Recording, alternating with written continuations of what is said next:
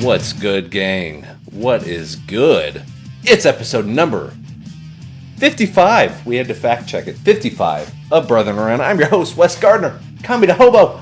And what is the old, I wish I had all my Tolkien knowledge up to snuff, but the Grey Havens. Someone has set sail to the Grey Havens of the Brothering Around podcasting time. Yeah. And it is we hug Gandalf, we hug Maury, and then she sets sail to the greener pastures of the Grey Havens. So, as of right now, we are going to be the three amigos, the three musketeers, what's another three thing? If Twix had a third bar, if they had the left bar and the right bar, and there was like a third middle bar, which they should probably do, actually, now that I think about it.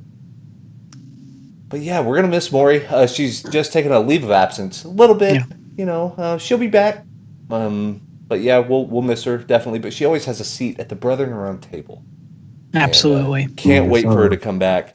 If you're watching the video archive, which you should be on the twitch.tv/precipice podcast, that whole network, or on YouTube, like days and days and days later. Did I ever post episode 54 on YouTube? Probably not. Nah. I'll be honest. I'll be honest, like the last few episodes of both Pod Errors and Gimmick Bag, I have not put up on the YouTube archive yet. It just, I just keep forgetting. Yeah, it's sad stuff on the YouTube thing.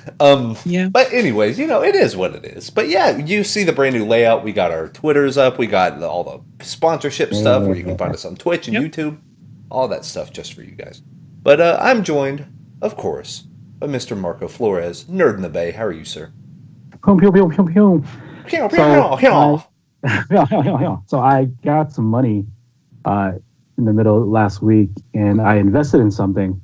So I am proud to announce I am investing in Titus World Slide product. Titus World Slide. Love it. Slide. So great. I was really worried you were about to say you invested in Bitcoin, and I was about to turn off the episode. I was about to be like, "Well, that's the wrap for us." Yep. Looks like Brothering Around is just now down to 2. Yeah. Like, Tommy, I don't feel so good. I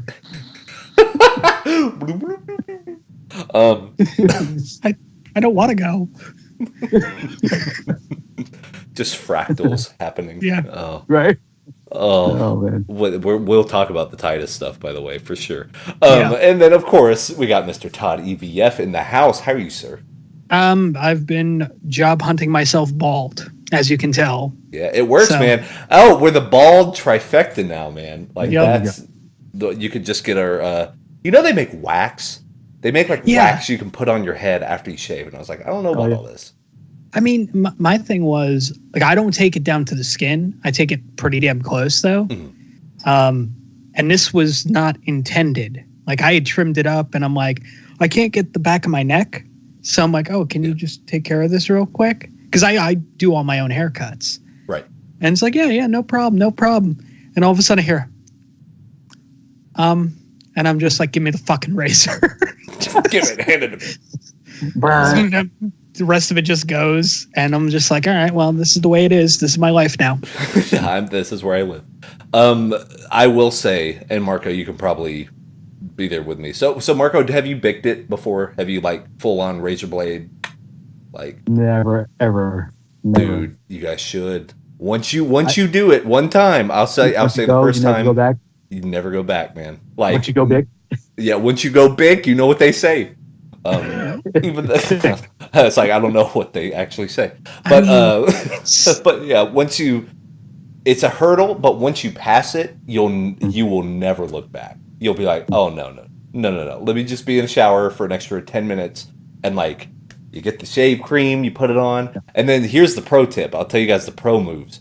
You do the big stuff, you go over once, then you use conditioner, like shampoo, cheapo. Doesn't even cost a $1 conditioner. Put it on, and your head gets super slick. But it doesn't have that weird shiny cue ball look to it that you'll see the bad Vegas magicians. They all have the shiniest head you've ever seen. But you don't get that. Yeah. That your natural skin oils make sure you don't do that. But they sell actual like putty, almost like a clay wax that you can put on. And yeah, it makes your head look like it got out of a car wash or something. It's ridiculous. Okay. It's like all buffered out. Look like Pitbull for $10. Hey, I asked for 2 coats, not just one. You said it was the rinse that won't leave any of the dust on my head. It's like that purple like paste. It's like just like split it on your head and buff it out. Yeah. Like when Ross got his tan in the tanning bed. Like two 10s or 2 8s in the front or something. Oh, so and they had to balance it out. See, and I can't. I couldn't do the Bic. I just couldn't. Like, I have really sensitive skin to begin with. Oh, gotcha. Yeah. So if it like this, is just a straight electric. I mean, no guard, nothing. Yeah. So it's like, all right, if I go any lower, then I risk it's starting to break out. And so like it's the same thing down here, For sure. Right. For sure. But I could see using something like Magic. If you're familiar with it, it's basically like a kind of like almost like a Nair, but for facial hair. Ah. And you use that and just put it on, you let it do its work, and then you just take like a card and just that's it. That's cool. So it's an interesting thing. I've had to use that in the past when I've worked jobs where they're like, you can't have any facial hair. And I'm just like, but if I shave more than once a week, this just becomes a red mass. Yeah, of just like That's true. It's so true. That's so weird though. Like I wonder, so the Magic stuff, does it smell like Nair? Because Nair smells like if you had a bucket of dead animals and then like left it like roasting in the sun forever. Because you're like, oh, it's like formaldehyde. If you use the liquid, yes, but if you get the powder and kind of mix it yourself, not so much. Oh, gotcha. So I mean, you just take the powder, you take some water, and kind of just apply. It's not too bad. But yeah, no, the Nair smell is absolutely horrible. It's the worst thing. It's like a circus clown, like hospital room. Like it's the weirdest. It's well, there's nothing quite like it. I obviously based on my physique, I've never gotten into bodybuilding or anything like that. But there have been times where I've had to be hairless, and I mean, taking a razor is just like first off, it's too much work, and secondly, because of the sensitive skin, it causes issues. So my only other option was Nair, and I'm going through like a whole bottle of it. Because the only time I've ever used Nair is I was in high school and it was for track, and we had to wear those like rash guards or whatever, because whenever we were out doing track, for whatever reason, it was like 40 degrees, and they're like, oh, you need to use these special type of deals, but if you have like a lot of hair on your legs, what's going to happen is it's going to pull hair out. Like the way the fabric is like double and triple layered or whatever. Yeah. It would grab on leg hair and just yank it. And they're like, it's the worst thing in the world. So your best bet is just to Nair. And I was like, oh, okay, great. So I got one of the little, the things of Nair. And you're not kidding. Like you have to use the whole bottle. And then it's the weirdest, like it's not like a jelly, but it looks like it would be just runny. Like you would just pour it out, but you can't. It's like the weirdest. It smells bad. It feels like gack, and then you like rub it, and then like it like casts around, and you're like, okay, I have to leave this on for like 25 minutes or something. Like, and I can't touch anything, and I have to wash my hands, but I can't wash my hands yet, and like all this weird stuff. But then whenever you go to like take it off, oh, it's the worst thing because it feels like your leg is being slowly, like if you were taking a saw to a tree and like going like this to it, or like whenever you get a kebab or like one of those like hero sandwiches and they have the big meat thing that's there and they have to like go down the side and like get your slices of meat.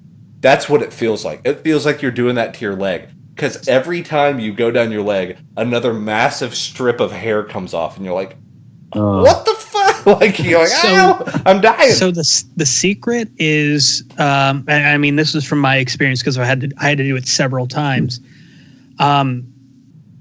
you trim it. You trim the hair first. So you do that. You don't need to use as much because like a full bottle like this size, you know, I think I used maybe 3/4 of the bottle between, you know, arms, legs, chest, back, you know, so wasn't too bad. But at the same time, I mean, if I didn't do the pre-treatment of like, oh, let me go and take the electric and just kind of cut everything down and wait a day. It like because after you shave down, you can't do it right away because the skin's still like kind of like, listen, you've already done something to me. Don't fucking do anything else. Yeah, let me give it a breathe. Give me 24 hours and then we're good to go. But you do that, and yeah, I mean, it takes after applying, it takes like anywhere between 12 and 20 minutes, and it is the worst fucking time you'll experience of just standing there going, what time is it? How much time do I have? And it's just, I mean, you got that. Yeah. Another thing is gloves. Gloves are by far the best thing to use. Try. And the other thing is it's going to sound weird, but try to do it like when you're battering chicken, right? So you got the clean hand, wet hand method. Right. So you got the clean hand, and that's for like, okay, I got to wash this glove off and shit. And then you have the wet hand that has the glove, and that's one doing all the applying until you get to the point where you're like, all right, I got to do stuff on this arm here. Because, I mean, the one hand can just kind of take care of all the rest of it, you know? Yeah. And see, the thing that I think another, like, few of the guys in track had to do is, like, one guy was telling me that basically he would just put the Nair on, and then he would have his mom or dad like spray him down with a water hose afterwards. So I thought that he was like a farm animal. Like they were giving him a bath. Like they were like walking him out to a garage, and they're like spraying him down. And he's gosh. He's like, just getting all hosed down. Now the thing is, there are types. I like how we're starting things off with first off Microsoft fix your shit, and then into like body grooming, which is. Yeah. I mean, this is a weird episode. The quick Snoop Dogg right here for everybody. A message to Xbox One or Microsoft or whoever the fuck. Y'all fucking server is fucking whack, man. Y'all gonna make me switch to PlayStation if y'all don't help me get this shit fixed. It's that difficult to play somebody online. What the fuck is you doing, Bill Gates? Fix your shit, man. What the fuck is you doing, Bill Gates? Oh, that's the best part. Yeah. But I mean, we go from that to like body grooming, which is interesting, and then the whole. I mean, it just there's types of Nair which you don't have to like scrape off, which is good. Yeah. So it's just like you apply, you wait your time, and then get that hot shower going. Your dream looks like a murder happened. I mean, you're not wrong. you stuff down like a poodle. Like into the thing, it's like nothing but hair just sticking out. Like Yep. Yeah, and all this Nair tech. It's horrible. It is horrible. Welcome to the Naircast. That's what we're our new sponsor. I'm gonna make room on the new layout. The new layout. It's gonna have a Nair logo on it. Fuck you, farmers only. Get out of here. You're not picking up the slack. And then Nair's is gonna like slide down on the screen. Oh, we hit a little buzzer. And then like it's the Nair minute. We do the splatter wipe. Nair transition. It's just pink like goo, just bleh. Yeah. Because it is too. It's like Pepto-Bismol pink. If I remember some of it, some of them are. Some of them are like a very like Metamucil white. So this is just like. That it's not. There's no way in the world that's good for you. Like there's not a single bit of science that can come back and tell me that that thing. It's like putting pesticide on your skin. That's kind of, because it's like this will kill all your hair. Yeah, enjoy, and it's marketed. So my advice for people: if you are serious about getting rid of unwanted hair, pay to get it taken care of. Professionally. Oh, for sure. No doubt. Yeah. I mean, if you want to, you have shoulder hair, you're lifting that kind of stuff. I mean, it's fine, but you can always just go and pay what, $50-$60, have it all waxed. It's a lot easier, less maintenance for you. Yeah, absolutely. And they have to, they clean it up, man. Get that shit out of here. Yep. Oh, for sure. Oh, fuck. But talking about slippy and slidey, so we got that Titus Worldwide. Maybe the best thing that's ever happened at a Royal Rumble. Yeah, the greatest house show. And then it really was the greatest house show. But let me tell you, man, we'll get to the Titus thing because that's like the highlight of all of it. Like that was the best thing. Well, it's up there with highlights. There's another highlight, but you had to have listened to the Hindi commentary. I bet they would erupt. They went fucking crazy. There was, I'll tell you, just as the first match of Triple H versus John Cena. Mm-hmm. Oh yeah, tone setter. Good God! Like the announcers couldn't get a word in edgewise. Like it reminded me of the Hogan Rock thing from WrestleMania 18. Like that's the total vibe I got from it. Was like, God, these guys, anything these guys do, they can walk, and the crowd goes ridiculous. Yeah. It was so surreal. And then it's funny because you could tell that the crowd was very much a sports entertainment crowd. And because, oh God, Randy Orton, same way, man. Randy Orton's music hit, and good Lord, you thought they flipped the building upside down. Yeah. Like crazy. And they did it for somebody else too. And I was like, really? That person? Daniel Bryan didn't get a very big pop, which was surprising. There's a few of them. There's a few of them that didn't get good pops, and they kind of deserved it. Interesting side note, when they were kind of setting up this entire thing, the Prince of Saudi Arabia was kind of just like, can we get the Ultimate Warrior and Yokozuna in the Rumble? And they were just like, we kind of can't do that. That's sort of impossible. But it's just like, they did not know that they had died. Yeah. So it's very much a sports entertainment crowd. Yeah. And I mean, it's like they got some 80s stuff and then like some modern stuff within the last like 2 or 3 years. Yeah. Because they knew those people.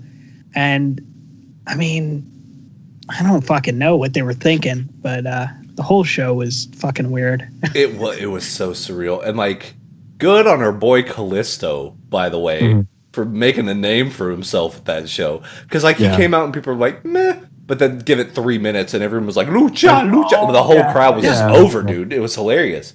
Yeah. I couldn't quite get the tone of what was going on. And I will say, I have never seen Shinsuke Nakamura more angry than that entire match. Because I don't know what was going on. I think it was like a beach ball in the crowd or something.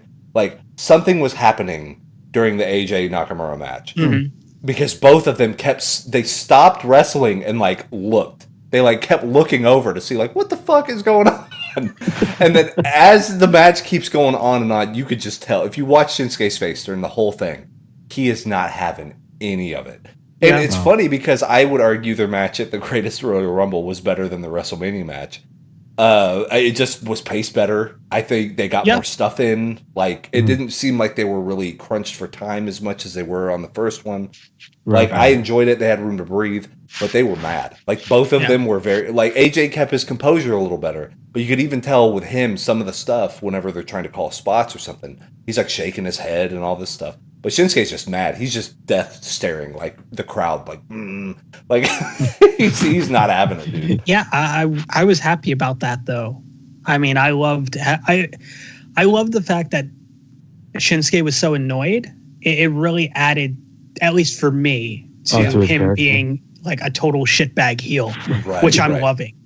Oh, and heel Nakamura is a genius move. Like his new music too. Like, I wonder what group that is. Like, if they, I want to say they're called Shadows of the Fall, maybe, or something like that. Yeah. I can look it up real quick, but yeah, it it's just interesting. Like, you get the basic Nakamura WWE music. You get some guitars in there, like a little bit more. Like, it's kind of like we had at WrestleMania, right? Where it was just when he came out, they had the guitar playing and stuff like that. It was kind of like that was a prelude to the whole this, which I was kind of interested in. And it's just like, you look at it now and it's Shadows of the Sun. That's the gotcha. Name. Yeah, that's the name of the band. The entrance theme is called Shadows of a Setting Sun. Because I mean, before it was the Rising Sun or whatever, that kind of stuff. So let's play off that. But I've had people go, "What's this? Why does Nakamura have a rap song now?" And I'm just like, "That's not a rap song. Like that is angry Japanese like rock. That is what that is. Like there is no two ways about that." And I enjoy it. I do. It's one of those. And the thing is, like, I've watched YouTubers watch his entrance video, and they're just like, this is it's the same fucking what? Right? Yeah.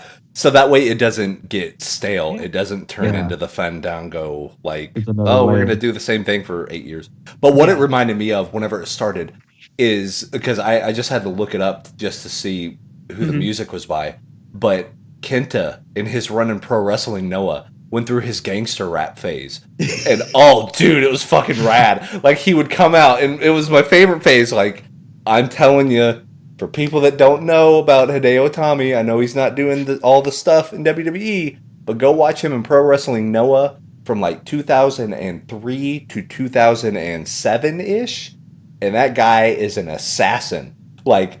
Everything he did was perfect. Like, he would wear 2 t-shirts to the ring so he could wear a t-shirt, take off the t-shirt, sign it, and throw it into the crowd. And then he'd do the same thing with dog tags.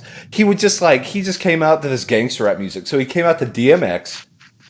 Then after that, he came out to Twista.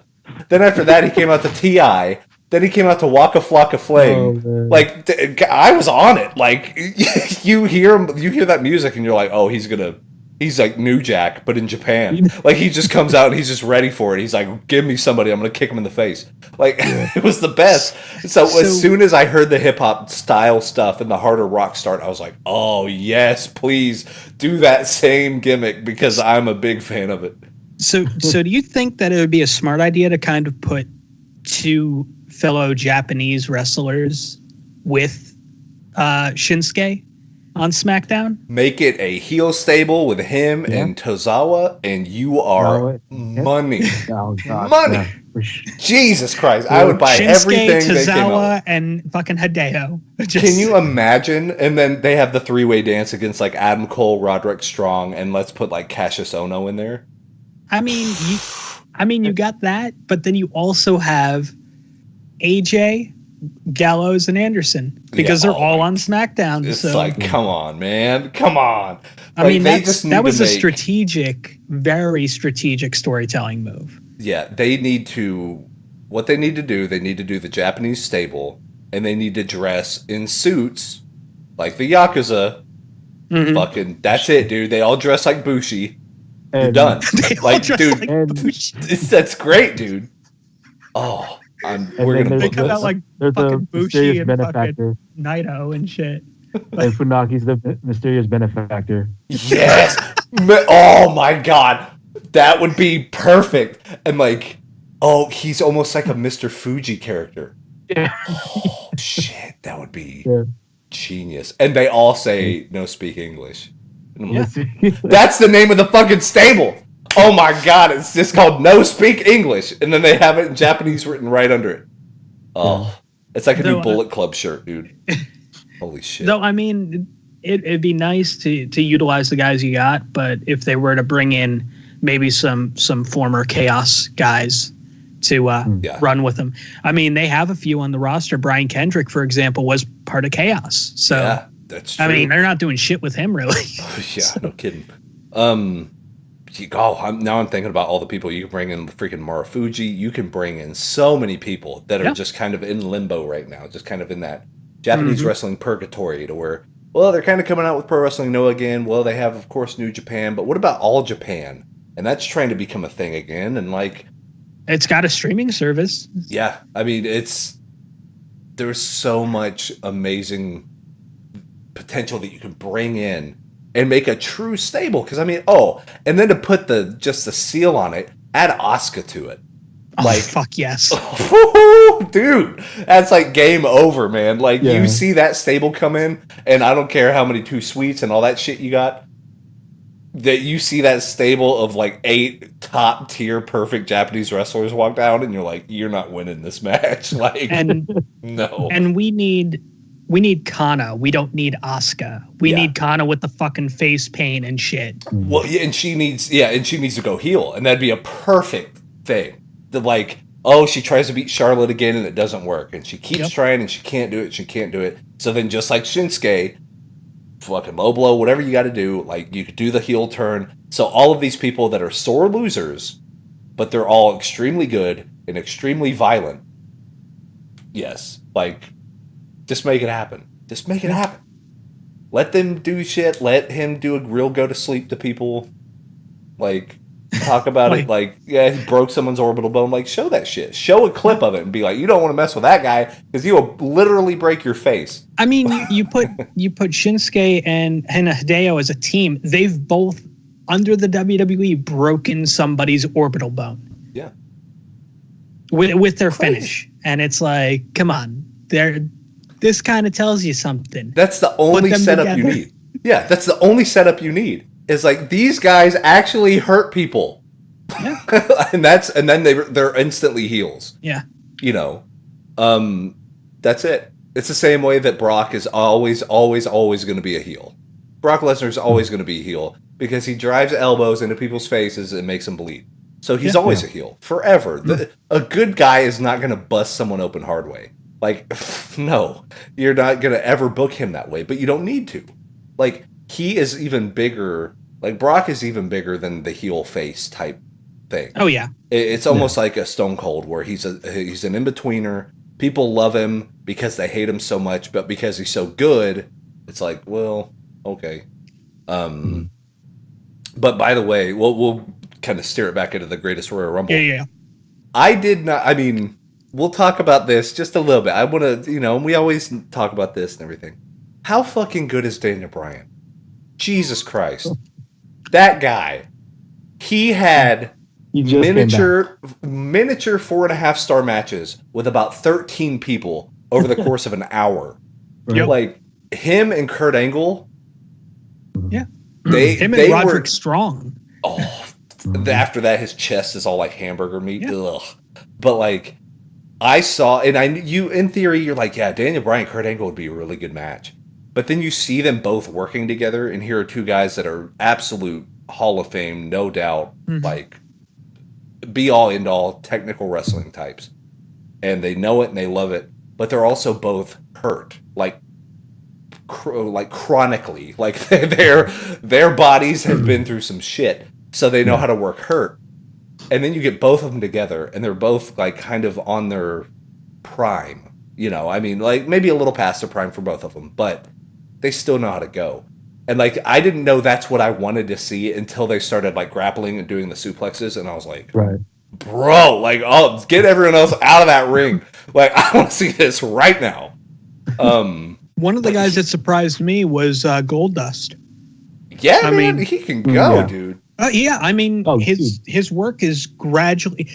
At his age, you would think like, and I mean, it's not a shot towards Dustin at all, but at his age, you would think, kind of slow things down a bit, don't, kind of play it a little safer. Yeah. I mean, his work has gotten so much better in the last 5 years. Oh, yeah. Than back when he was the Natural in WCW. Yeah, I totally agree. And I think being with R-Truth has done wonders.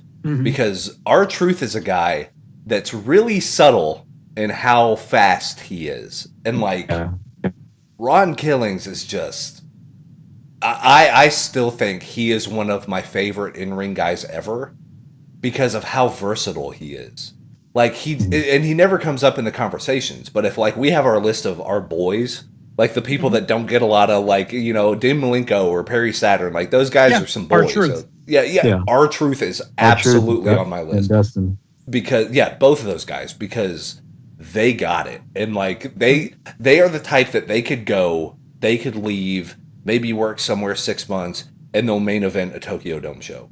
Like, no doubt in my mind. Well, look at R-Truth when he left WWF. Mm-hmm. And, it was, I think it may have transitioned to WWE at that point. When he left and then started working with the NWA. Yeah. And then the up-and-coming TNA.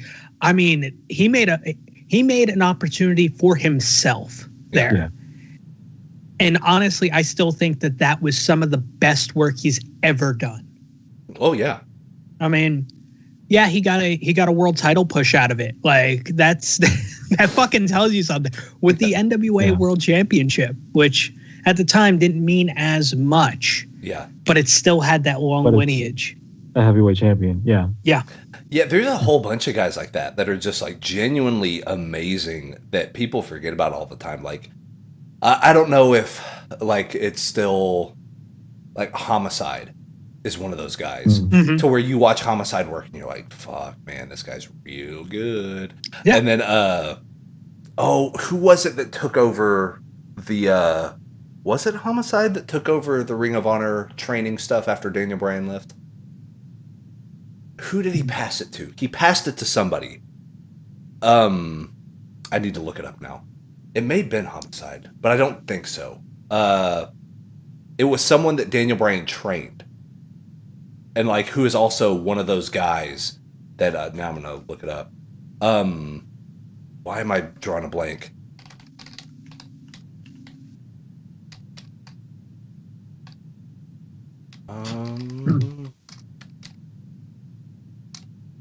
Let's see.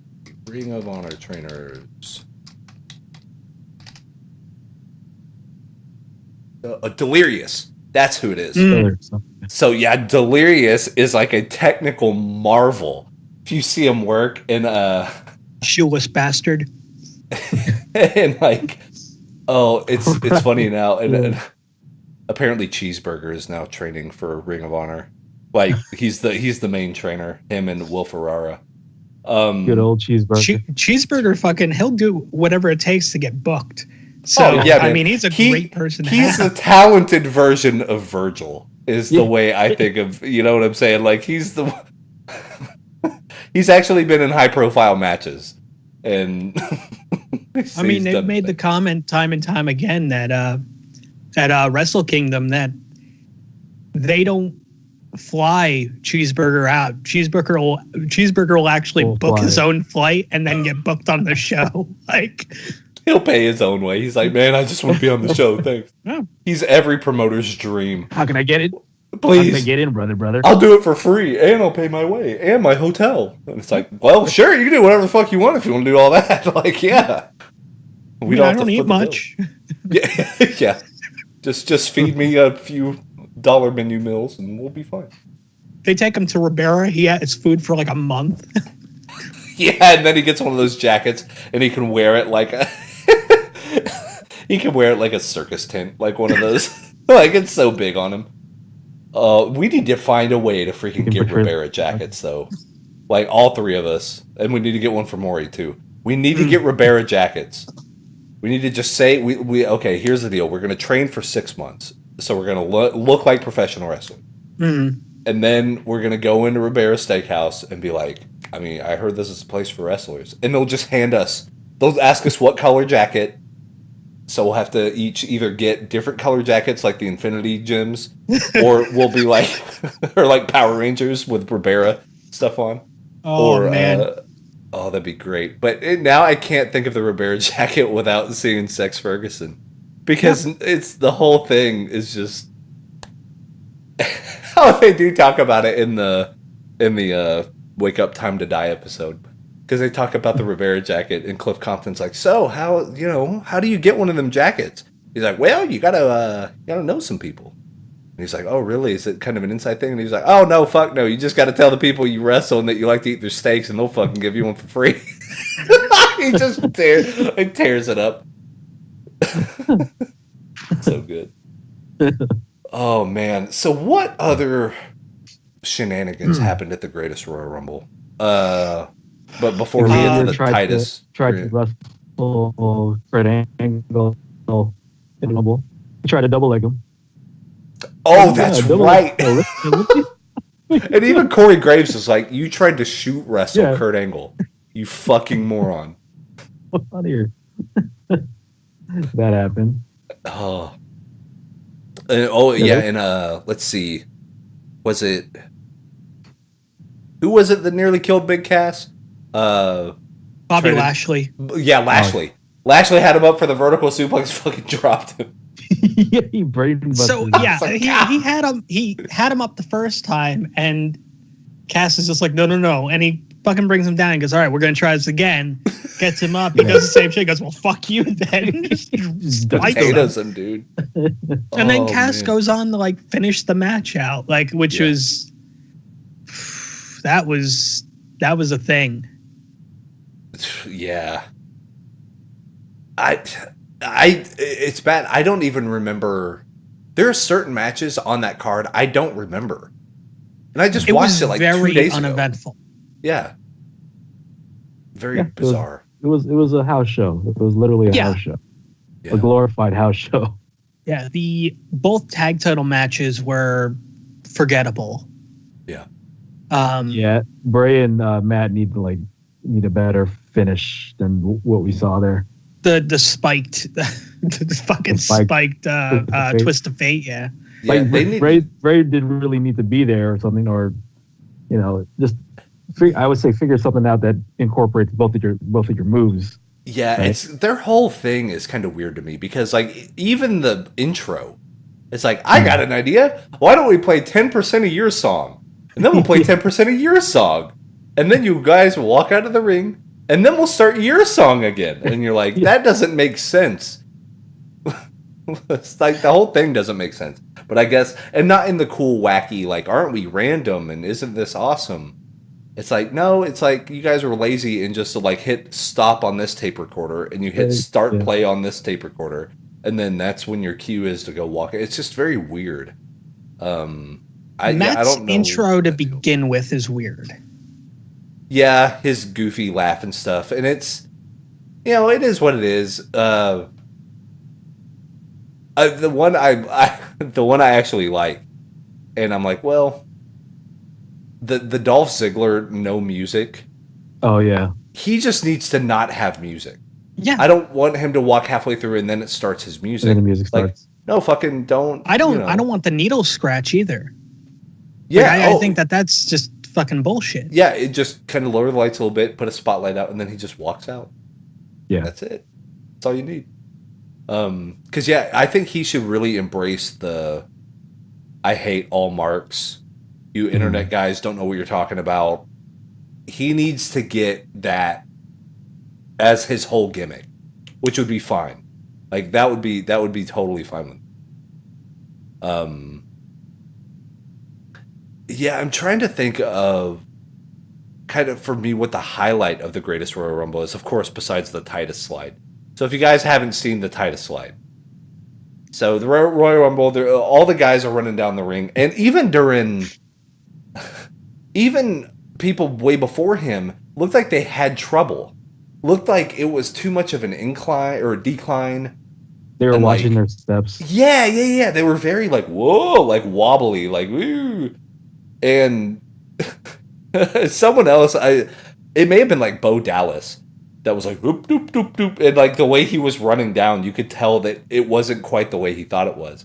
Yeah. And then like 3 people later, it's Titus, and he takes the biggest header. The biggest, like, not even the way I described it to my wife before I showed it to her. Like, imagine that you're like running to go, like, I'm late for class, but then you're running, you trip over a banana peel, and like there's a slip and slide. Like, so not only did he face plant, but he slid a good 10 yards, like, like under the ring, and then he gets back up. And I think they edited it out of the replay of the Greatest Royal Rumble. Like, not all the replays of it, but like the actual part when it happened. Unless it really did happen to where, as he was running out, the camera cut to inside the ring. Yeah, they missed the shot. And then the other cameras caught it. Oh, God. Okay, so it is real. Okay. Because I thought they took out the main one. Cameras.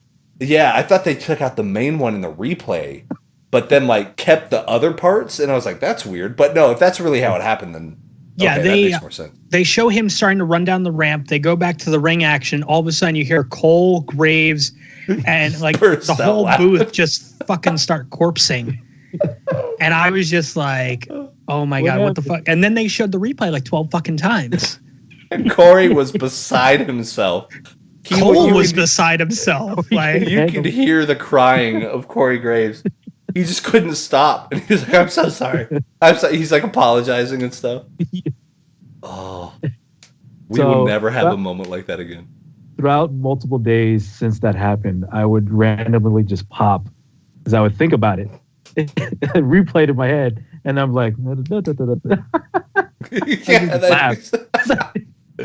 like the whole slide. Like it's so good for his character too, because to look for Pennywise. I like the Pennywise. We all slide down here. Yep. It's like, but like Titus's character has been so bad the past 2 years anyway, right? Because he's like, I'm the manager and I'm gonna high five people. You're like, okay. His character's been bad since Vince frowned on the fact that he kissed his son on the lips. Let's be honest. Yeah, or when he grabbed him during that one Raw or whatever. Yeah, it was about the same time, and it's just like, since then it's been very sour on Titus, and it's like, all right. Crazy. I wasn't big on his work to begin with, which is no big deal. Like, you're not gonna like everybody in the ring. Yeah. I mean, he goes out there, he does his job, does his stupid dog bark thing, and I mean, now he's known for, once again, he's known for fucking falling while he's making his entrance. Oh yeah, because didn't he do that in NXT or something? He did that. He was holding like a bucket of water. He's like, like it's a beer keg. Yeah, the beer keg. Yeah. Yeah, the challenge was they had to take the beer keg from the top of the ramp down to the ring, do a lap around the ring, go back up the ramp with the beer keg, and he comes down that ramp, and he, as soon as his foot hits that flat ground, just tumble. It rolls away from him. Yep. Oh man, he's the new Shockmaster. Yeah. Forever. I've seen pictures of people like with the Shockmaster action figure holding a torch and kind of looking like he's passing it to Titus. That's amazing. He fell in his ass. Oh my God. Oh man. Like, we'll never get anything that good from a Royal Rumble ever again. No, we won't. But the great thing is he's getting a push out of that, which is a great. Is he though? Dude, he got interviewed. He got interviewed, and then eventually you're gonna get a shirt. You would be dumb not to get a shirt. They already they got a shirt coming out. Yeah. The Titus World Slide shirt. See, if they don't just fully embrace it and make his new catchphrase, like, you know how Ron Simmons has "damn," like they need to give Titus one like "y'all tripping," or like something just as like hokey, but like keep that forever. Yeah. And then it's like how Mick Foley is known for Hell in a Cell. Now you have Titus, who's going to be known for face planting at the Royal Rumble. Still gets me. Whatever works, man. Whatever works. Yep. There it is. Oh my goodness. Let's see. I gotta. Oh, yep. Rumble, stumble, or slide. Do it worldwide. So good. Dude. Oh, they had that shirt up like what is it? Sunday night. Like they were just like they just turn around. They were because they saw how viral him falling was. Or just like this got attention. Let's give him merch and see if it sells well. Then we'll start pushing him, because I mean that's going to be the litmus test. Yeah. I don't think Braun would have been pushed as hard as he was if it wasn't for as good of his merch selling, you know, and some of the other guys. Shit, I mean, that's the reason why the New Day is still around. Let's be serious. Yeah. Oh yeah, for sure. Yep. Yeah. You don't need to put a bell on them. Just the reason why Cena will never be heel. Yeah. The more I think about it, I'm more like, yeah, it's fine. Like, yeah, Cena being, yeah. I think he's past his point. Like 3 or 4 years in would have been the perfect time to do it. To do the whole Cena heel thing. Yeah. But now it's like, I better get that shirt. Yeah. I should get that shirt thing when I go to G1 in July in the Cow Palace. I'll wear that shirt. Oh, that's so good. Such a necklace mark. Oh, absolutely. He's gonna come back. Like, you know for a fact that he's like 5-6 years from now. Like, he will be in a Royal Rumble. He's gonna be he's gonna be a freshman. Like in high school. Yeah, right. Next time he's back. I love, like, the more stuff Braun Strowman does, the more I'm just all about it. Like, Nicholas for GM. Give that guy everything. It's like, because every time I think of like how you mark out with the Titus fall, I'll randomly think of him playing the big cello, like where he's like, it just makes me laugh every time I think about it. He's like, you're just slapping the shit out of it. Like, it's so hands. Goofy. Oh yeah, man.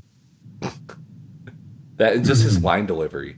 Like, he's such the lovable big guy, but he's also not like the big dummy.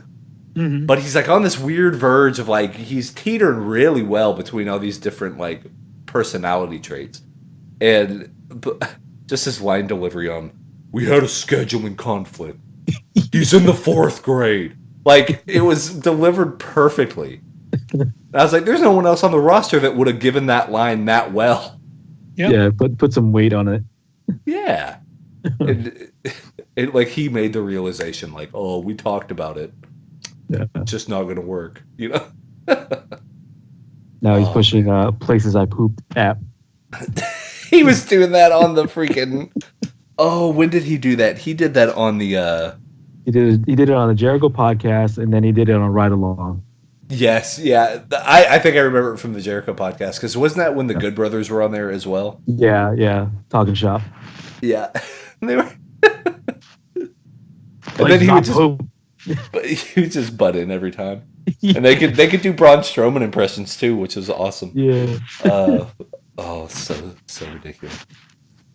So, let's see. Trying to think, like, so Marvel is kind of on the brain of everybody now, man. Yeah, right now. Like, that whole Infinity War, which I have not seen yet. I was wanting to. Okay. You didn't watch it? Okay. We didn't watch it yet, but I'm about 85% of the way through the book. Mm-hmm. So I know they're going to vary it some from the actual Infinity Gauntlet book. Mm-hmm. But the premise is still kind of the same. I will say the Infinity Gauntlet, the book, the crux of it is amazing. Like, the actual main plot points and stuff, but it's an old... Yeah, it doesn't hold... Old comic. Yeah. It has some... Well, gee willikers, sir! Like... Yeah, it's got some hokey fucking dialogue. I won't say it doesn't. Yeah. But I mean, so you're reading Infinity Gauntlet. Did you read Thanos' Quest? No. So I just have the standalone Infinity Gauntlet, what they sold on like Comixology. So and I like the idea. Like, there was a lot of really almost vague ideas for it that I really enjoyed, even from the first like 2 issues. The whole fact of like Thanos is infatuated with death, like the actual character of death. Dude is sprung. And he was like, "Oh my, I have to get her love. She must love me." And then she's like, bye, Felicia. Like, yeah, she's like, she's just, that's pretty much what it is. And like, and she's just sitting there kind of grumpy cat. And then he's like, why? What can I do? I will show you my power. And is this not enough to service you, my queen? And like, it's that type of stuff. And, but she hasn't said a word, you know, for like 7 books. She's just like, like playing hard to get. Yeah, just like snubbing, you know. So what I'll say is, if you haven't, did you end up getting Comixology Unlimited? Not yet. Not yet. Yep. Okay. Thanos' Quest is on there as part of the Unlimited read. It's basically the lead up to Infinity Gauntlet. Gotcha. Without giving too much away, the movie follows more along the lines of that than it does the actual Infinity Gauntlet comic. Gotcha. Okay. So, I mean, both are suggested reading for Infinity War. I mean, that goes without saying. Right. But I think what's super fascinating, because it was one of those that, you know, whenever you're reading any book, whether it's comic book, any book, but there's a certain idea that like hits you, and then you have to like think about it for a minute, and you're like, wow, that's kind of, and you start like putting yourself in the situation. Like, okay, spoilers for, I guess, the book of Infinity Gauntlet. I don't know, like I said, I haven't seen Infinity War, don't know if that's carried over 1-to-1 for this, but Thanos is one of the things for his main, like, oh, please let me show you my love for you, death, all this other stuff, is he was like, what if I got rid of half of everything? He's like, what if I got rid of a half of literally everything that has ever existed in the history of every universe, of time and space and souls and all that. Let me get rid of half of it, just right now. 50% of it, snap my fingers, gone. And then you're like, oh, that's crazy. I wonder how that's going to affect, how that's going to affect, like, oh, what superheroes are left over. And because, you know, in a comic book way, that's what you're thinking. Like, okay, so it's going to get rid of some comic characters. But then in the Infinity Gauntlet book, they actually talk about everything. They're like, because whenever he did it, he meant what he said. Yeah. So it's like, oh, shit. Well, no, like, half of the population of everything is gone. And, like, half of everything is gone. It's like, wait, what the fuck is going on? Like, well, this doesn't exist anymore? Like, even stuff like, it sounds silly, but something like a toaster, like, that just doesn't exist anymore. You're like, wait, what? Like, it's just, the thing that I knew to be true is gone now. Like, cars don't exist anymore. Sorry, what are you talking about? A car? I don't know a car. Like, that idea, I was like, wow. It's bigger than just like, I'm going to kill half of all the superheroes. And you're like, well, okay, that's a big deal, but like, whatever. But this was in relation to everything. Like, half of the water off of Earth is gone. Like, half of, you know, you cut everything down the middle. Like, just get rid of it. Crazy. Like, and how, as a writer, you know, and like I said, I haven't finished Infinity Gauntlet, haven't seen Infinity War. My only qualm with the idea is, you know, you have the Infinity Gems and they each do something like, this one is for space, this one is for time, this one is for, what is it? Soul. Power, mind. Power, mind. Yeah, okay. And we've talked about this before during the TV discussions, during just basic storyline discussions for anything. Anytime you introduce time travel and bringing people back from the dead, now you can do whatever the fuck you want. Because nothing at that point means anything. Because, like, oh, it could be sad that this person died. But if we go back in time far enough, they're still going to be alive. Oh, well, it's like nothing ever happened. But from what I'm seeing in the book, they actually do put kind of a hard line in the sand about that might work for some stuff. It's not going to work for everything. And I think that's more interesting, because then you have to start making choices and like, okay, well, what does that mean? And maybe we could try it, but what's going to happen? And you start discussing it more as an idea. And so I hope that the movie, and have you guys both seen the movie? Yes. Yeah. Okay. I have. Okay, so I hope that it takes that sort of weight about it, kind of the moral dilemma of we can fix this problem. And I know this is apparently part one of a two-part thing, so I don't know if they've gotten that far in the movie or what have you. But I hope they take that moral ambiguity of like, in theory, this should work, but it's not going to fix everything. Like, I hope they take that, because I think that's the good crux of a story. Like, are you willing to roll the dice, not even knowing what's really going to happen, but with a thought of what could happen? And, like, is it worth it to take that gamble without knowing what the payoff is? Like, that, it's a very, like, Battlestar way of, they're like, well, we don't have water, and we don't have air, and we don't have food. There's a planet down here, and all these people could just try to kill us. But should we land and take all their shit? Because we need it, and we're pretty important because we're the last of humanity. But do they need it too? It turns into like the Star Trek-y morality play of like, they need their own food, but we need their food more. Or do we need their food more? Like, Yeah. But yeah, I mean, overall, we won't go into spoilers and stuff, but like, do you guys feel that the Infinity War film lived up to kind of, Infinity Gauntlet is heralded as one of the greatest comic books ever written. Like, it's brought up in conversations over and over and over. Yeah. Do you think the movie actually, like, got the crux? I know they had to change some stuff, just a lost in translation type. Books don't make good movies, vice versa. You have to change stuff. It is how it is. But do you think they got the soul of what made that an important graphic novel and, like, transferred that over to the cinema? I mean, I feel that they did as good a job as they could have.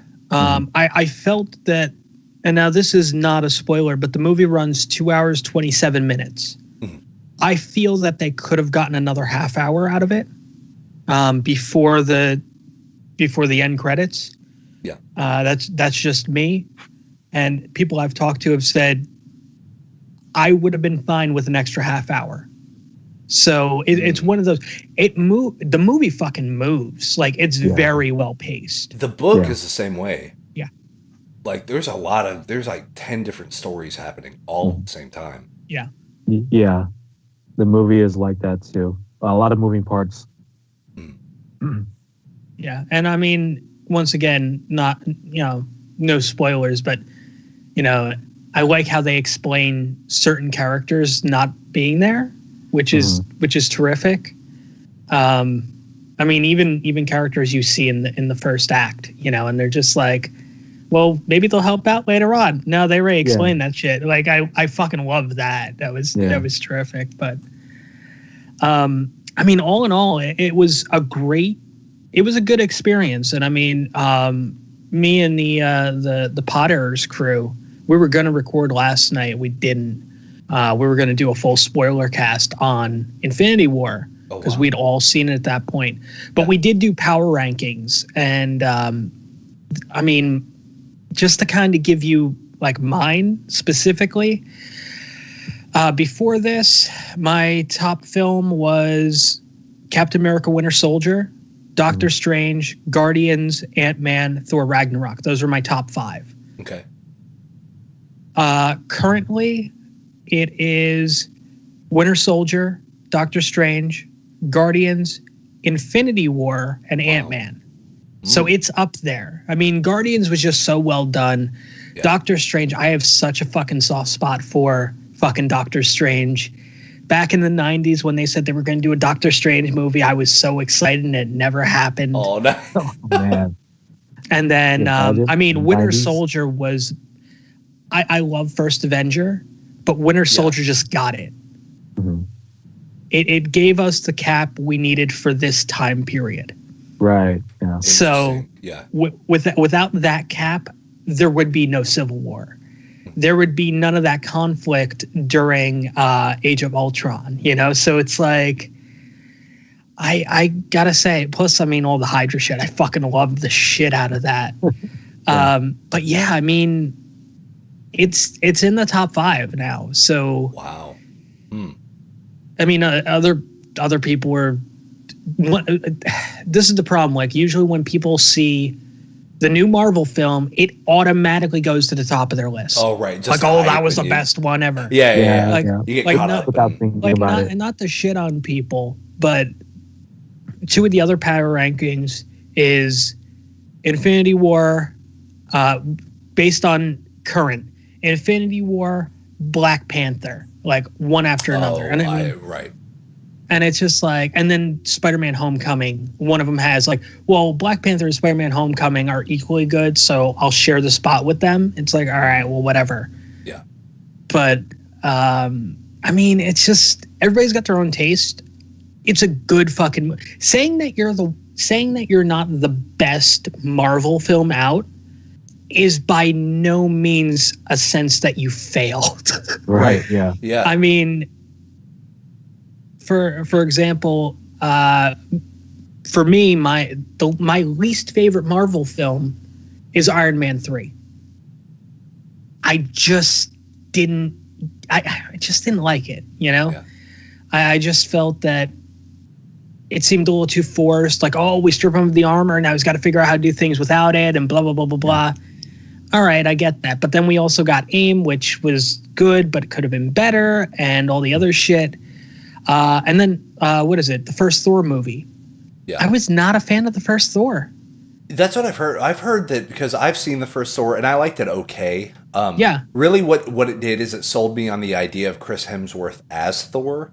Yeah. More so than like me accepting Thor as an overall character type thing. Like, I think it was more of a platform for Chris Hemsworth than it was for Thor. Oh, absolutely. You know, but I still haven't seen The Dark World, the second Thor movie. That's the one I hear people are like, that might be the worst one ever made. Like the worst Marvel film. So it's, you know, to put in perspective. It's better for that setting, that scenario. They get more into they get more into like the whole, like, you know, Asgardian, more into that.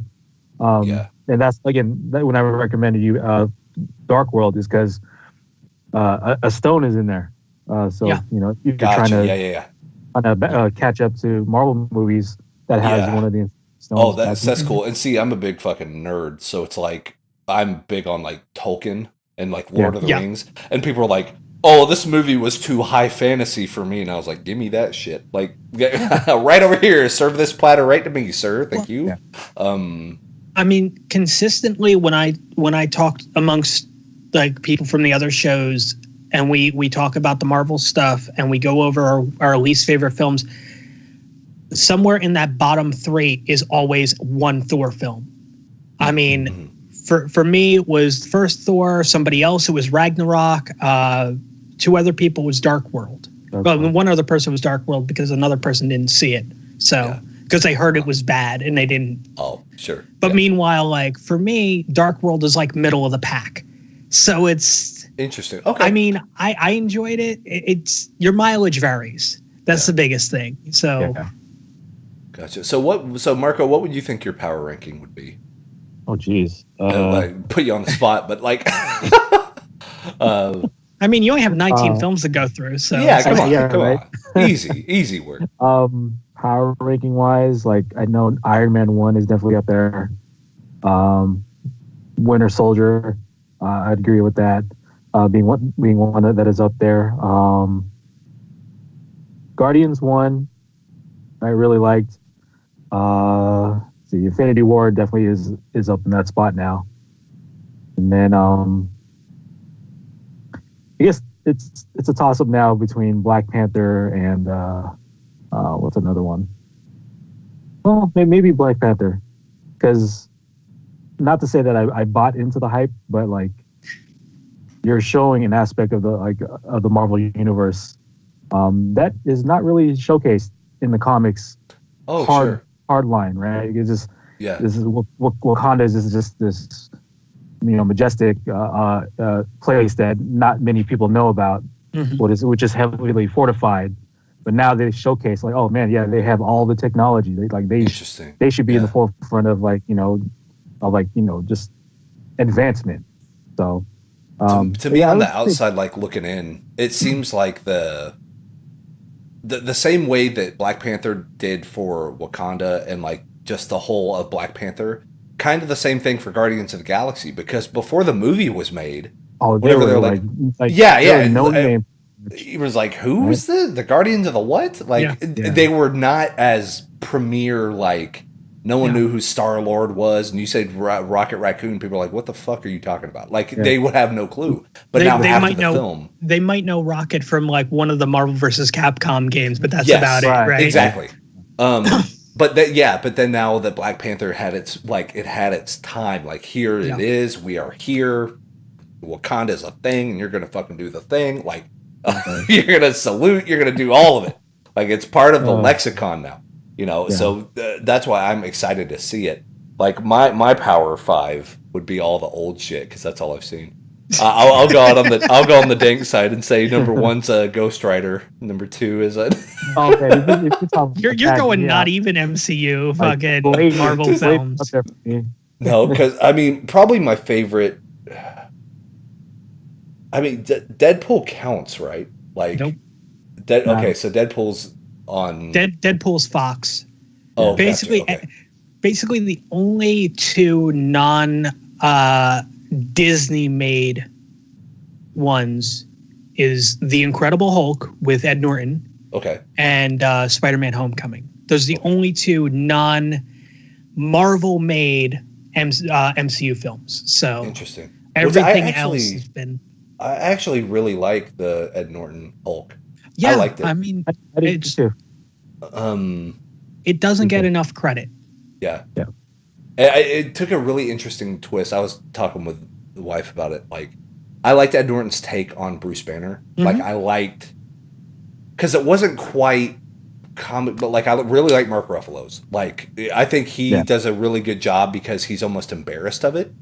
Yeah. But Ed Norton, it was more of like this, almost like an existential dread that he had about it, you know, and like, I have to control this. I need to figure, like, he starts taking up meditation, all the other stuff to kind of he needs to suppress it, but he's aware of it. But like, but Mark Ruffalo is more like, don't piss me off. Like, he's more direct about it. He's like, man, you know, Hulk is a roommate with Mark Ruffalo, and then they share the same space. Yeah, exactly. So it's like the Odd Couple, to where it goes back and forth. It's its own buddy cop movie, basically. Is Mark Ruffalo in the Hulk. But like, I would probably say, oh man, God, now I have to think. Now have I seen 5? Which is bad, but. I mean, I can just list off the movies and you could say I've seen it or you haven't. Yeah, so. And we'll get to 5. I will say I actually bought Age of Ultron. So we have it. So we actually watched the first Avengers film together. Like, I've seen it before, but Brittany hadn't. So we watched it, and she really liked it. She was like, the writing was better than I thought it would be. And I was like, Joss Whedon, like, she's a huge fan of Buffy. It makes sense. I was like, okay, this is a good one to go with. Like, even especially the scenes where they're kind of quipping at each other, like when they're in the room and the Tesseract is in there, and you know, Mark Ruffalo's holding on to the spear, and like, what was said is like, Cap and Iron Man start barking at each other, basically like, what was the line? Like, everything interesting about you came out of a bottle. And then, you know, just shit like that, like digs. I was like, this is, you know, I remember this being good. So she was into that. So I'm hoping Age of Ultron kind of continues that deal. But I have acquired, hint, hint, wink, wink. I have acquired Winter Soldier because I have to see it. And so many people have said how good it is. Yeah, it and is. Like, even not just as like a Marvel movie, but as like, just watch that fucking movie. As a political thriller, it is a great film. Because they're like, you're going to dig it. They're like, if you like Casino Royale, if you like, you know, it's more of that vibe type thing. And I was like, okay, I could get behind that. But I love the first Captain America movie. I loved it.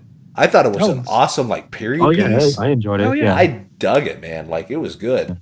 So like that and the Avengers for sure. I'm trying to think of. I'd have to put the first Thor up there because I've seen it. Right. But I liked it okay. I liked the kind of the quips of like him eating like 20 plates of eggs. Just like goofy things, right? And like he's having a cup of coffee, he smashes the cup and asks for another. Like yeah, just sure. It's a fish out of water, but pancakes or waffles? Oh yeah, he just what was it? It was like it was waffles because they put syrup on it, right? Okay. I would have said he was on a New Day kick, but yeah, okay, waffles. Right. The unicorn horn just hanging off to the side. So there's 3. I've seen like 35% of Guardians of the Galaxy 2 because they were playing it at the gym. Oh, for real? Yeah. Guardians 2, if you have Netflix, it's on Netflix. Yeah. Doctor Strange, if you have Netflix, it's on Netflix. I need to see, yeah. You need to see that one. And the same thing with Captain America Civil Doctor War. Strange. Yeah, Doctor Strange, yeah. All 3 of those I know for a fact are on Netflix. I found a really nice picture. Like it's someone drew boxes and like, but it's like, watch these films and this ties into this and this. It's like a graph, and I thought it'd be super convoluted, but it's really not. They like first Iron Man, first Thor, first Captain America, first this. Then that feeds into like the first Avengers, and then that branches off. Guardians of the Galaxy is its own column because those are 2 separate that feed into Infinity War, and then like so they drew it out, and I was like, okay, this isn't as like crazy as I thought. Because like whenever I put it on Twitter and Marco, you got back with me and you're like, man, watch Guardians 1 and 2, watch Thor: Dark World, watch the first Avengers, of course, and then Age of Ultron, and you should kind of have your ducks in a row in regards to like, Black Panther if you can, but if not, I mean, Doctor Strange is another one that I highly recommend. Doctor Strange has because it's one of them. Yeah, I mean, it's got a stone in it, so yeah. But also just the story and the visuals are just. I'm so happy I saw that one in 3D at the theater. Yeah, that seems like it'd be an experience, and like I like the fact that they got. So maybe it was worth the wait of getting Benedict Cumberbatch as. Doctor Strange. He looks. He's a dead ringer. Like even in Infinity Gauntlet, I was looking and I was like, yeah, it looks a little more old timey, like a mix of Benedict Cumberbatch and like Stan Lee. Like if you melded the 2 together, that's what the book version of Doctor Strange looks like. But I was like, no, that's a good casting call. Like as I was reading his dialogue, I was like, I can see Benedict Cumberbatch saying this shit. Like sure, I'm in. But no, it's exciting, and like to get in it, and like I don't know if you guys can actually see it, but like right back here, that's an Infinity War poster. Like it's the painted poster. It's like the hand painted one that they do at the theater. But I got a like cheap one for like $7 or $8 at a local. I think it was at Best Buy. Nice. So I hung it up and I was like, yeah, I'll hang it by the Street Fighter V poster. We'll just make digs out of it. But yeah, so it has like basically it's the cover of Infinity Gauntlet, but with the actors, and it's like painted in oils. And I was like, that's pretty kick-ass. And I didn't feel like a poser because I was like, hey, I read Infinity Gauntlet, and that's what the cover of Infinity Gauntlet is, because I'm that guy. I have to have, I can't buy this because I don't really know about it. But now I kind of know about it, so I can buy that. There you go. That's it. It's fun. So, I mean, if you were to kind of sit down and watch all of them, I mean, the essentials obviously kind of gone over. We've gone over Thor: The Dark World, for Captain America: First Avenger, Age of Ultron, Guardians 1. I mean, you can do without 2. Let's be honest. And Doctor Strange. Those are the 5 stone films that you kind of need to see. Yeah. If you're gonna branch off a little bit and you want a little something to kind of break up some of the tone, like Guardians does it well, but Ant-Man was fucking good. That's the one that I was the most like. That was a pleasant surprise. Yeah, like because I'm a big fan of Paul Rudd, but I was like, I don't know anything about Ant-Man. Like it was one of those. It didn't necessarily throw me off and like, oh, I'm never going to see that film because like I like the idea and the trailer made me like laugh out loud in the theater, which I never do. Like I'm pretty stone faced when I'm in a theater because I'm constantly in like critical analytical mode. Like, yes, good shots, man. Like I'm so fucking Spielberg or something. Yeah, same. Very wonderful casting on this. No, interesting character development right here in this scene. Yeah, I have a wonderful storytelling. Oh, I see that plot device there. Oh my word. But so I'm always like that. But the Ant-Man trailer, I can't remember what movie it came before. But the scene to where they're having the giant action scene and the train and everything, and they're like, "Oh shit!" And then it zooms the camera out, and it's a little kid train, and it goes like, "Boop," and it like falls off the rail. It made me like, "Oh my god!" It got me. I still laugh thinking about it. But like, it was so perfectly done because you see what it really is, and like as a little kid, that's what your imagination's doing. Like, oh, I'm really fighting this stuff, and then you see like the big long shot, and it's a little kid like swinging in the middle of a yard, and you're like, what the fuck is happening right now? Yeah, like it got that down like to a science, you know. Yeah, it's. I mean, if you like heist films, definitely Ant-Man. I mean, each Marvel film has its own little tone to it. Ant-Man was Marvel's heist film, and it was just beautifully done. That's really cool because, like, Ocean's 11, shit like that. Yeah, sign me up. What's that guy's name? His name is escaping me. Who narrates in Ant-Man? Like this happened, right?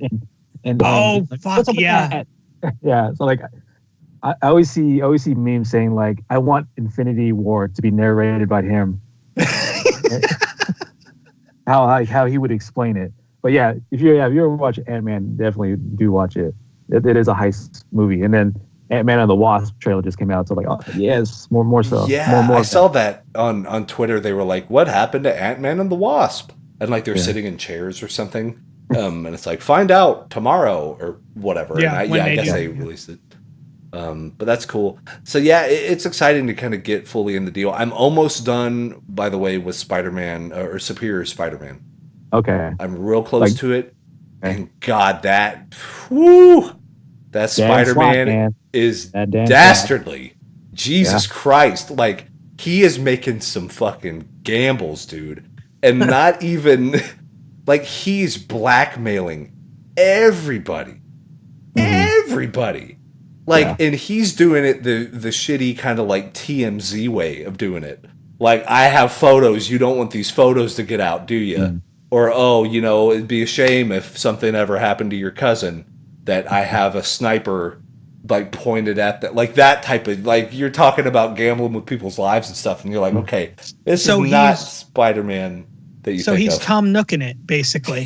He's pretty much like, all those bells. Oh, he kind of did that, yeah. He basically, so this is a slight spoiler, but it's vague enough that it's not super hardcore. So apparently Spider-Man is like, you know what, we should close Guantanamo Bay, like their version of Guantanamo Bay. There's, I think they just call it the mile or they call it something, the arena. Okay. Or the lookout or something. But it's an island, and it's basically like fucking Guantanamo Bay. All the worst of the worst go there, all that stuff. The raft? So, yes, the raft. Oh, the raft. Okay. So worst of the worst go there. That's also where like Hobgoblin's getting his people, and like all the people that Spider-Man has slighted, like Vulture and all that shit. They're housed there. So Spider-Man makes the deal, but you don't know until like really afterwards. Basically, he's like, we should really close the raft. Having this many dangerous people is a really bad call. And the news is like, you got it, Spider-Man. Let's do this together. And then the reason why he did it is at the end, he's like, now, since all these fuckers are dead, I control the raft. I'm gonna make this Outer Heaven Big Boss style. Like, I got shit I gotta do. I think I remember that now. He was like, I got shit I gotta do. No one can see what I'm working on. If someone tries to see what I'm working on, I will kill them. And then if you go to the news with this, I will kill you. Like, what? Like, so it's so far out of the realm of what you expect a Spider-Man story to be.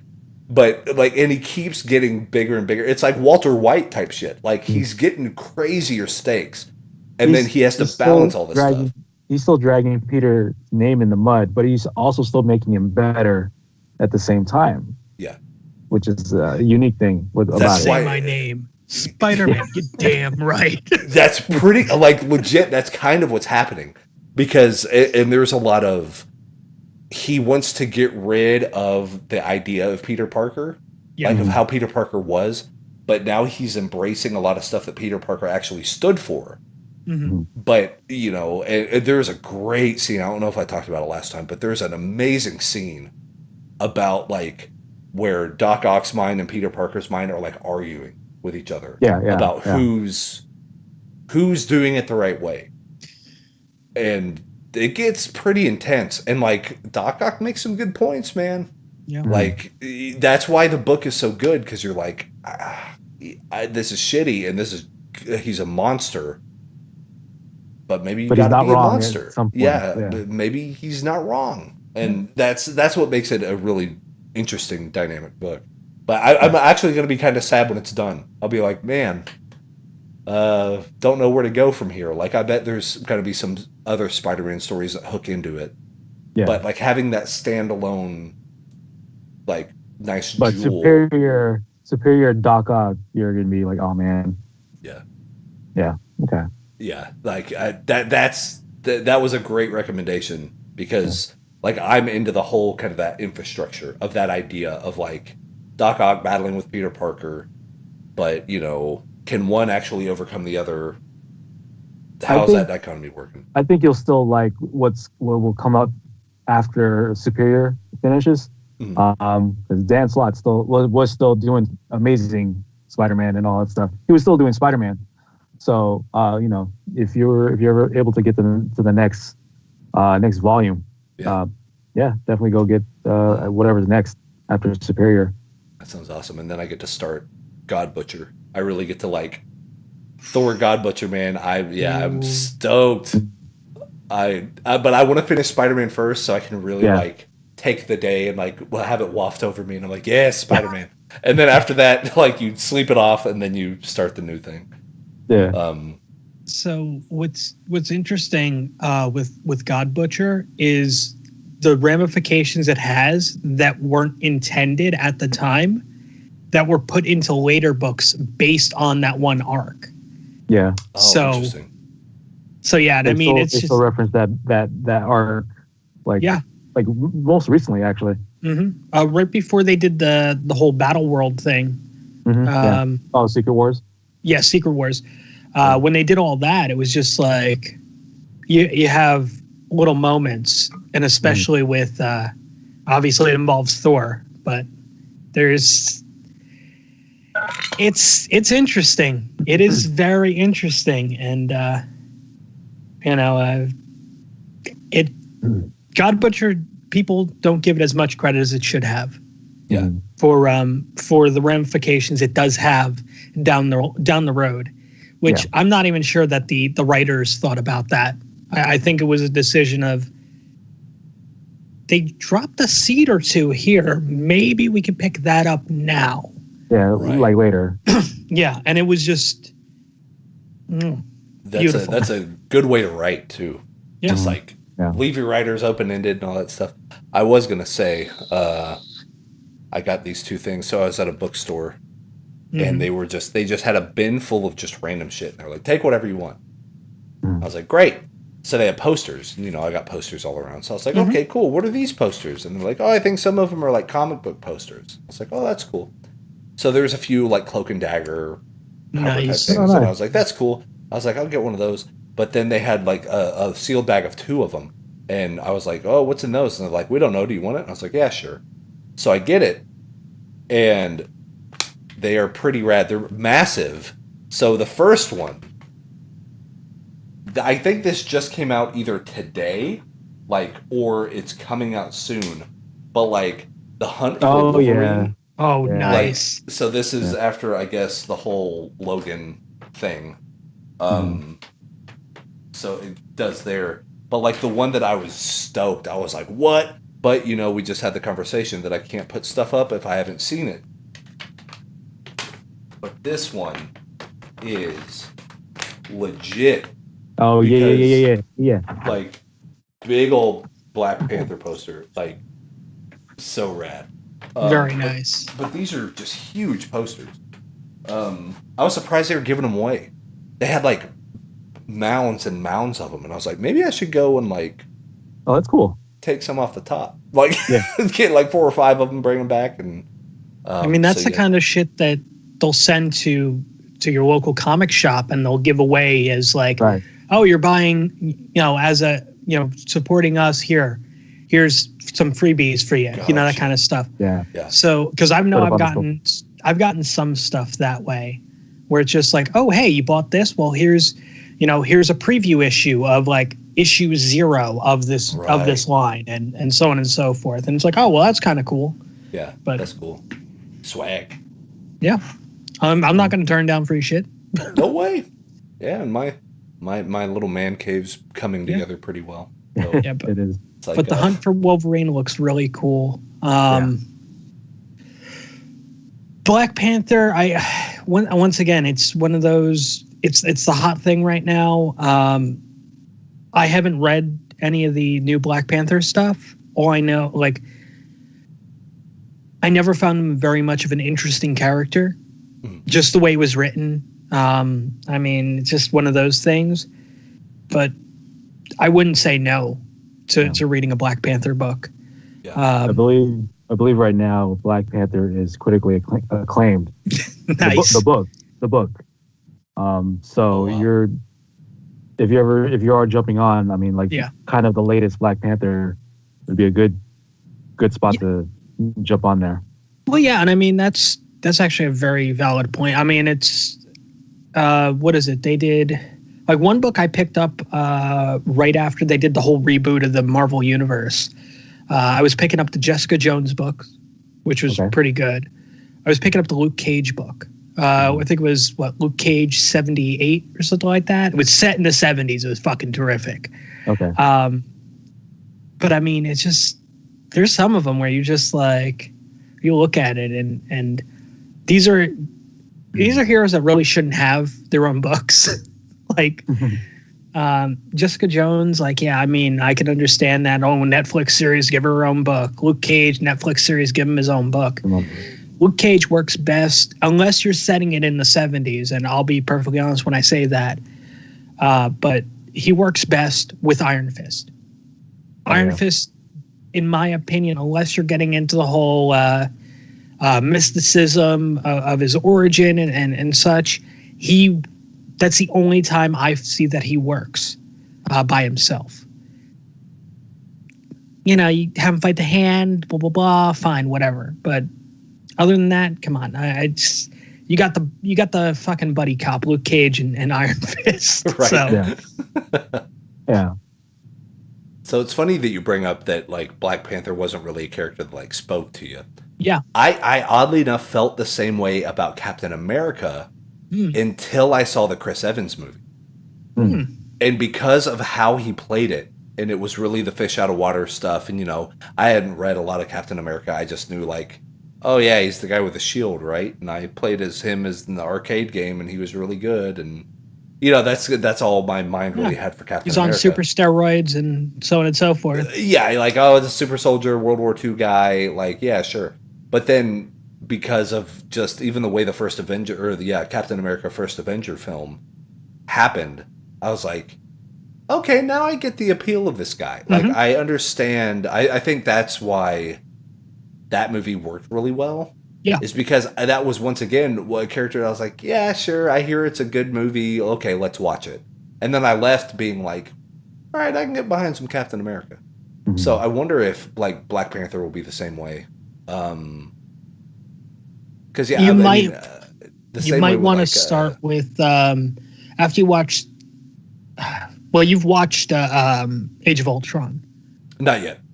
We saw the first Avengers, and I bought the second Avengers. Okay. But we haven't watched it yet. It'll probably be one of those in the next, like, 3 or 4 days. We'll probably so after that, I would recommend watching Civil War. Yeah. Captain America Civil War. Before you go into Black Panther. Yeah. Because it leads into Black Panther. It's one of those things. And Black Panther will be on Blu-ray on the fucking 15th. Wow. It's still in theaters. That's crazy. Marvel is not joking. Yeah. They want to get on that hype train like crazy. So now I'm at the Avengers, and this will probably wrap us up. We're about an hour and a half. Yeah. There you go. So saw the first Avengers film. Mm-hmm. So now I have, and I think I know what the answer to this question is going to be, but so I have acquired Spider-Man: Homecoming, Mm-hmm. Thor: Ragnarok, Mm-hmm. Thor: The Dark World. Mm-hmm. Oh my God, what else do I have?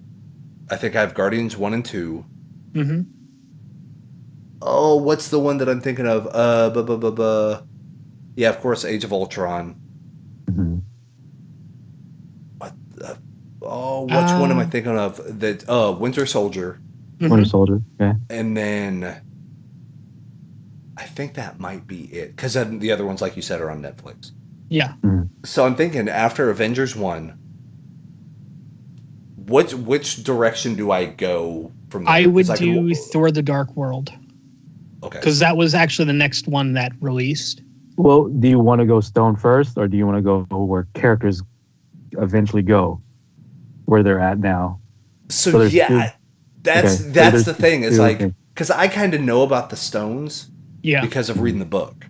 Mm. So it's like I know they're important, and I know that, and probably the movies handle them a little bit different, but similar enough that, like you say, Infinity Gems, I kind of know what you're talking about. Yeah. I guess more so on like the character beat, where they're at. Yeah, like how did they get mentally where they are? Yeah, Winter Soldier. Winter Soldier. Okay. So Civil War. I mean, like you can go from, Age of Ultron to Winter Soldier to Civil War, and then Civil War. From there, you can go to Homecoming and Black Panther. Yeah. Oh, right. Ragnarok is kind of on its own. Ragnarok. Yeah. If you want to know where the character goes from there, related to Infinity War. Yeah. So did Avengers: Age of Ultron come out before Winter Soldier? Yes. No. Oh. No, it didn't. Winter Soldier, Guardians, and then Age of Ultron. Right. Okay. Oh yeah. That's right. So probably Winter Soldier first, because that's going to tell me what Cap is like in Age of Ultron. Yes. Yeah. Gotcha. Okay. And then that probably leads directly into Civil War. Fairly. Yes. Well, right. Yeah. Okay. Yeah. Yeah. That makes sense.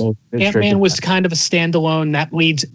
Ant-Man was you don't need an entry point on Ant-Man, but it does help knowing the character before you get into Civil War. So. Okay. Gotcha. Yeah. And so Civil War, I know, if I'm remembering my trailer right, Spider-Man shows up and gets Cap's low thing. So is that Tom Holland Spider-Man, or is that okay? Or is that Andrew Garfield Spider-Man? No. Gotcha. Okay. So I didn't know where Amazing Spider-Man fit. It doesn't. Okay. Perfect. Yeah, forget it. Like most people did. Great. Even better. Because I'm stoked to watch Spider-Man: Homecoming, because I am kind of on that Spider-Man kick of going Superior Spider-Man, and I know it's not the same thing, but I'm like, yeah, sure, I want to see what this Peter Parker does when he meets Iron Man. Like, you can watch Homecoming after Civil War too. Yeah, that's something you want to do. Oh, cool. Okay. Yeah. Because I think it's one of those that it is kind of nice having read Infinity Gauntlet, because I kind of know what the premise is. So whenever people are like, oh, some big things happen, I'm like, I kind of probably know an okay amount, maybe not the specifics, but like, I know what this whole gauntlet is. Like, you know enough to know the gravity of the situation. Yeah, he snaps his fingers and fucking half of everything disappears. Like, yeah, sure, okay, those are the stakes, So I'm just interested how they handle it as far as like getting genuinely good actors involved when you deal with that type of gravity, and Well, I mean, we're going to be losing like half of the population goes, so we're going to lose some heroes. That's a thing, right? So who didn't do their job well? Right. So I ran into somebody on Facebook who has been basically disappointed with all the Marvel movies, because they wanted the comics 1-to-1. Which is fucking impossible. I was like, dude, you can't live your life like that, dude. You're so stressed. You seem so stressed out. And I said that to him. I was like, dude, that's not how it's gonna work out. You know? Yeah. The movies are gonna basically do its own thing, but it will reference some of the comics, and you have to be okay with a little bit of those changes. Sure. He was like, no, it has to be the same 1-to-1. I was like, oh, dude, I can't. And there's no I can't. There's oh my god! Because I mean, there's a whole different animal, like film and book audiences. Even like my wife is maybe the biggest Harry Potter fan on the planet, and she's the first to tell you those movies could have been a fucking train wreck. But thank God they changed what they did because it made for a better movie. And I will tell you, as a freaking Tolkien nerd, they knocked Lord of the Rings out of the park. But those movies could have been a fucking disaster. Thank God they didn't follow the books all the way. Like, because some of that stuff is actually unfilmable. It would be boring. It would be monotonous. There is a 4-page description of the brooch that Legolas wears on his tunic. 4 pages. Of Tolkien talking about the crevice and the thing and each blade represent. You want that shit in your movie? No, you don't. Know what, maybe it helped the costumer. Like, and if that's all it did, if they got the brooch, they got it. You could see it on him, and you're like, there it is. There's the thing that he spent 10 pages talking about. Yeah. But you don't want it 1-to-1. And like they took Shelob from they took Shelob. I think Shelob was in the books in Twin Towers and moved the big spider, moved Shelob from the Twin Towers to Return of the King in the movies, or vice versa.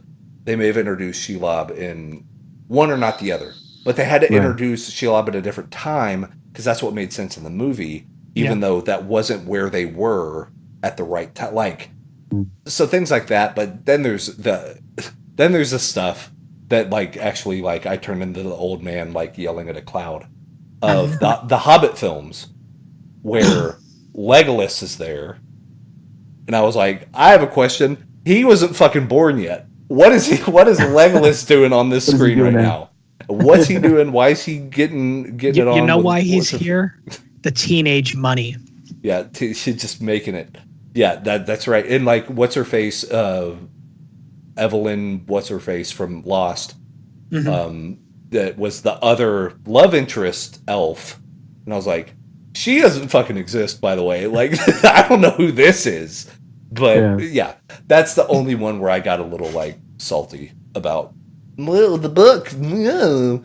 Like normally I don't do that shit, but I turned into Monocle Man again. I'm like, no. I mean, it's, obviously doing a 1-for-1 is probably one of the worst things to do.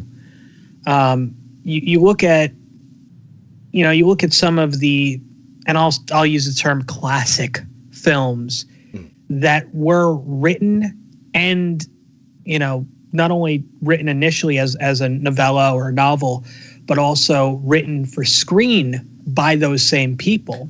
Yeah. They make a good bit of changes. Sure. One of my favorites is Hellraiser. The Hellbound Heart, written by Clive Barker, adapted into Hellraiser the movie by Clive Barker. Right. There is a good bit of changes between the two. Yeah. For example, the character of, as we know him, Pinhead, is a woman in the book. Yeah. So, I mean, that's a big one. I mean, there's that. There's, what is it? Frank. I forget what. I want to say Frank isn't the uncle. He's actually the father of the girl who's. Yeah, it gets really fucking weird. That's bizarre. But they made a good bit of changes, and it was for the better. Yeah. And Clive Barker's flat out said, like, I made these changes because I knew what I had written was completely unfilmable. Yeah. They optioned it, they wanted it, and I said, well, for doing this, we're doing it this way. Here's the new story. It follows the same beats, but we've changed things So number one, it's not as controversial. Yeah. You know, I mean, the thing is, I mean, you got people getting ripped the fuck apart, but you know, let's not be overly controversial with some of our subject matter. Right. And I mean, let's kind of make it more of an enjoyable horror experience. I mean, it's one of those things, though. I mean, the only story I can think of that's an actual one-to-one, and it does tie back into the comic book stuff, is Watchmen. Because Watchmen, they use the book as the storyboard. Like, they didn't recreate storyboards. They actually were like, okay, this is how we're going to film it. And they changed some lines and kind of edited down some of the newsletter stuff, like, or the diary, I guess it is. And changing the ending. Yeah, that's a big one. But I mean, for all intents and purposes, the crux of that story was exactly the same as how it was in the book. Sin City was kind of the same way. Yeah, Sin City was another one. That's true. And part of me is like, okay, did they want to stay faithful to the thing? Or were they too lazy to hire a concept artist to storyboard out all of their stuff? So they're like, let's just use the book. That's fine. No, give it here. What is this? Oh, yeah, let's do that. Well, I mean, the big difference between you take Watchmen, you take Sin City is Frank Miller was involved with Sin City. Yes. I don't want anyone shit to do with the movie. Yeah. Watchmen. And I mean, that's a big thing. It's plus you look at Watchmen. Watchmen was a nice long arc, whereas Sin City was kind of the self-contained, like couple issue arcs, novella type thing. Yeah. That's very true. And you had room to breathe in Watchmen. Mm-hmm. You had like comedian stuff in Vietnam, and you had all these big things to kind of stretch out. I mean, if you want to experience it all, there's the director's cut with all the stuff. Shit. Like even the animated. Didn't they animate the graphic novel or something? Yeah, they animated the graphic novel that was in the Watchmen comics, the pirate comic. Right. And they released that as a separate release, but then with the director's cut, it's added into the movie at the points that it was in the comic. Interesting. And it's just like, because it's kind of like a parallel tale to what's going on with Watchmen. Huh. And I mean, it's fucking weird, man. Just Alamore. Watchmen is the reason you cannot do a 1-for-1. Yeah. Plain and simple. I mean, there's way too many moving parts. Yeah. Things are going to go lost in the shuffle. You have to make cuts. And I mean, if you want to say that everything is important, then great, but don't do it as one film. I mean, break it into a trilogy if you have to. So maybe the whole Infinity War being 2 films is the right way to go. Oh, it's absolutely the right way to go. Oh yeah, for sure. Yeah, cool. So it didn't feel like there was a cliffhanger and like, oh man, like I feel cheated out of the.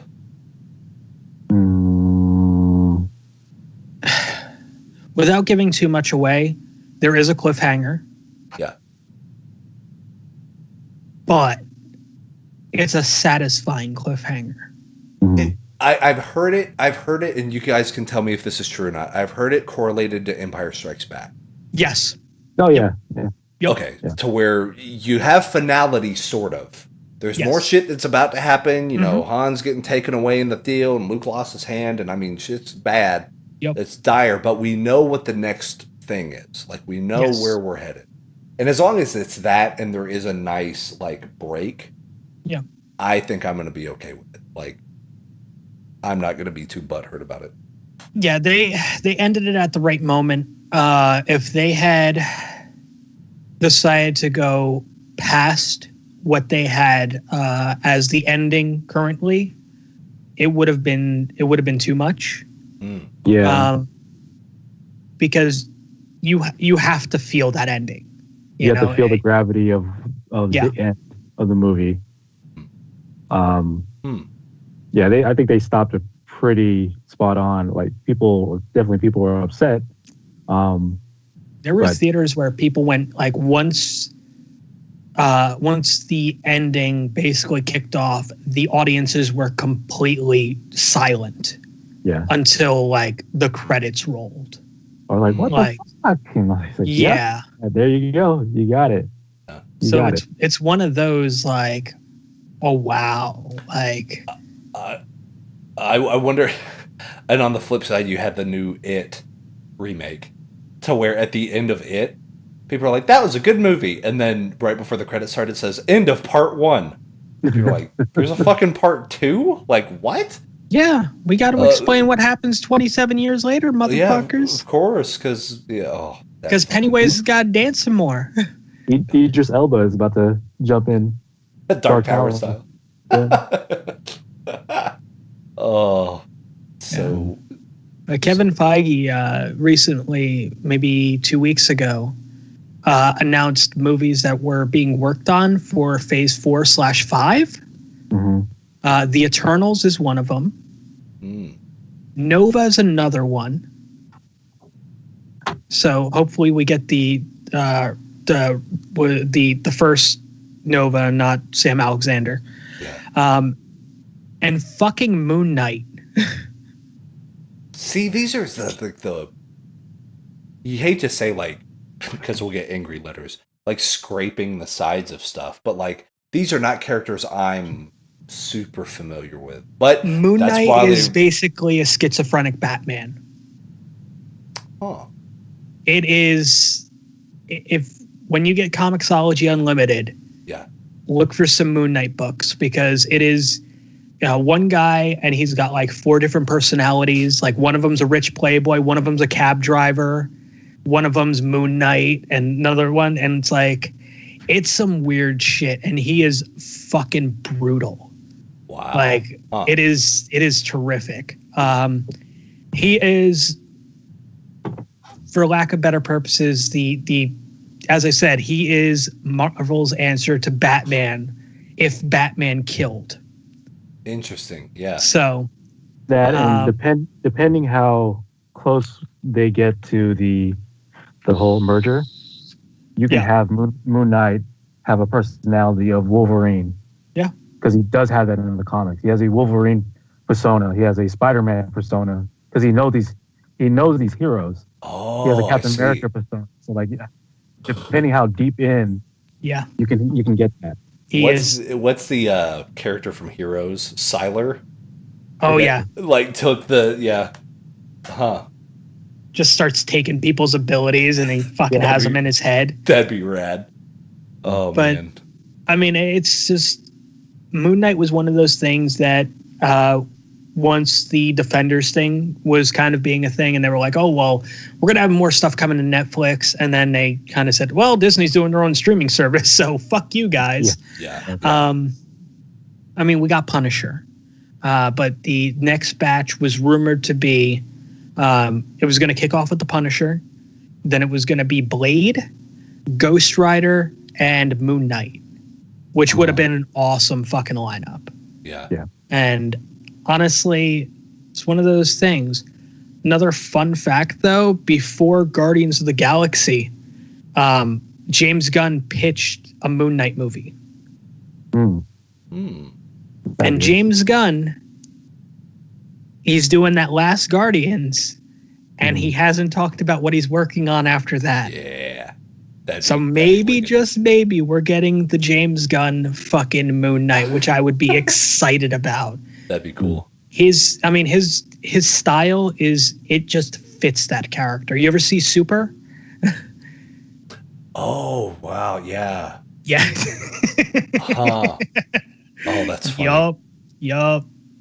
That's. I need to rewatch it, but that's a fucked up movie.